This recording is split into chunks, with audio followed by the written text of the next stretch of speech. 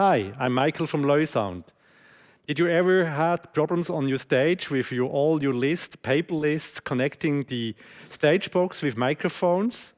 Every one of us knows that. So we initiated a little student project at the University of Applied Science in Bern with 2 electrical engineering students. Now I think they are not anymore students. So it's Yves and Jonas. We'll see in a minute. They made a great innovation how you can ease your process on stage when you have to connect microphones, cables to your stage box, especially on situation where you have many bands and you have short changeover times between them. So have fun, enjoy them. They explain you this great innovation, and innovation is for free for everyone to use. If you have commercial interest, please contact us and we will find a deal. Huh? Okay. So, hello and welcome everybody. My name is Yves. And my name is Jonas. And we're the developers of the RIOT system, which we'd like to introduce to you today. So, first, let's take a quick look at the system specification. RIOT stands for Remote Input and Output Transceiver. Let me explain to you what that exactly means. So the overall system purpose is to support the installation of audio equipment on a stage. It simplifies existing processes by displaying current channel informations on the stage box and by detecting changes in the configuration and notifying the user. Secondly, the system adds new functionalities to the system, like allowing addition of specific channel information and then providing channel status information in general at the stage box. So let's take a look at the system components. First of all, we have the RIOT desktop application, which we use to create a configuration file for the RIOT controller. The desktop application reads the Dante export data and allows the addition of specific channel information and IP addresses of the Yamaha network. Secondly, we have the RIOT controller. It is the heart of the system. On the RIOT controller, current channel configuration are displayed. The RIOT controller fetches data from the Yamaha network and then, if changes occur, notifies the user that the change has occurred. Last of all, we have the LED boards. The LED boards are here to notify the user about change that has occurred, and they allow an assignment of channels between the RIOT controller and the stage box. Let's take a look at the system structure. So on a desktop computer, we have the Dante controller, which provides the information about the Dante patch. And we have the RIOT desktop application, which can read those Dante export files. The RIOT desktop application then configures a configuration file for the RIOT controller. The configuration file is an XML-styled .riot file, which can be read by the controller. On the stage box, we find the RIOT controller and the LED boards. The RIOT controller controls the LED boards and fetches the data from the digital mixer in the Yamaha network. The channel data that is fetched contains like channel name, a muted status like on-off, and does a modification detection by searching for new information in it. Now we would like you to present how such a workflow looks. First of all, we need a configuration file for the RIOT controller, which is created with the application RIOT desktop application. After we configured the Dante network with the Dante controller, we can export this information with the file, save preset, and save, and it gets saved as a XML file.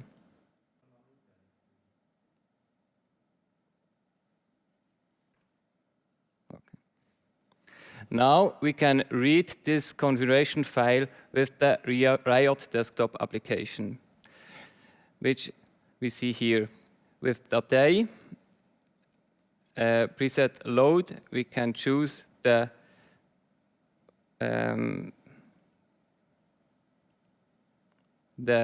configuration file from the Dante controller.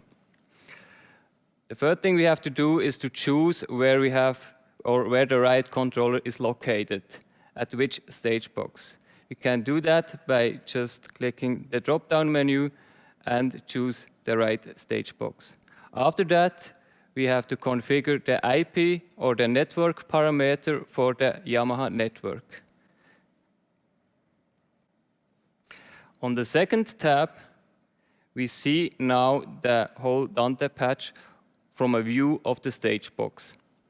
We see the Dante IOs and the connected Dante channels from the mixer. And in the two last columns, we can then manually configure static channel information, which is showed in the on the RIOT controller later.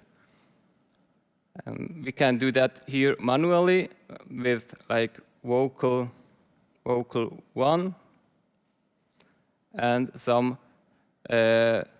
additional information. Or we can load all this information at once in the previous tab with CSV load. This CSV file have already all channel information preset. And we see now all channel informations are already set and loaded. In the last tab, we can then configure the IP address of the mixer in the Yamaha network. We can look it up on the mixer in its configuration. And now the last step is to export this file over Datei and write file export. And we can save it on a USB thumb drive and transfer it to the RIOT controller. So then now we have successfully created and saved a configuration file for the RIOT controller. We load it onto the RIOT controller.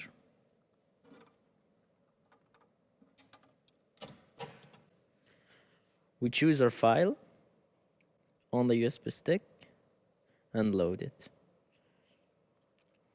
After that, the RIOT controller is able to connect with the digital mixer.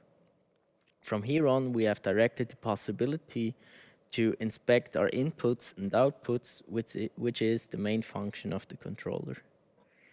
Here we see the inputs, all the 32 inputs, we also find in the same layout on the stage box. We can switch and see the outputs as we see them here on the right side. So if we now want to look at some details of this channel, we can click it and find the name, the number, and some Dante information. If you want to look which channel on the controller is here on the stage box, we can simply click it and we'll see a light in green go on here. We can do this with every one of those channels. If now a change occurs in the network, the controller will detect it. Now we can, for example, make some changes on the mixer. For example, we change now the channels 1, 2, 3, 4. We can change the name, do something else, and we can also mute those channels. So the changes that were made are now detected by the controller. As we can see, channel 1 to 4 has changed, and they are also muted, so they are blinking. If we now want to confirm all those changes at once, we have an option on the controller. We say confirm all changes, and the lights disappear. If you want to look which channels are muted, we can click this on the controller and we see again that those 4 channels are muted. For example, a use case, a band have a second saxophone player. and we want to put this on the channel 22, we can now select this one, change the name for SAX2, and then save it. Now the technician on the stage directly knows where he has to put the cable for the sax and sees, okay, the channel is also muted right at the moment. He can now say, yes, I've seen that, that's okay for me, can plug it in, and all the thing is done. Thank you for your attention and your interest in our product. We really appreciated to work on this project, and we hope you can apply some of the ideas we presented to you in your daily work as an audio technician. Thank you.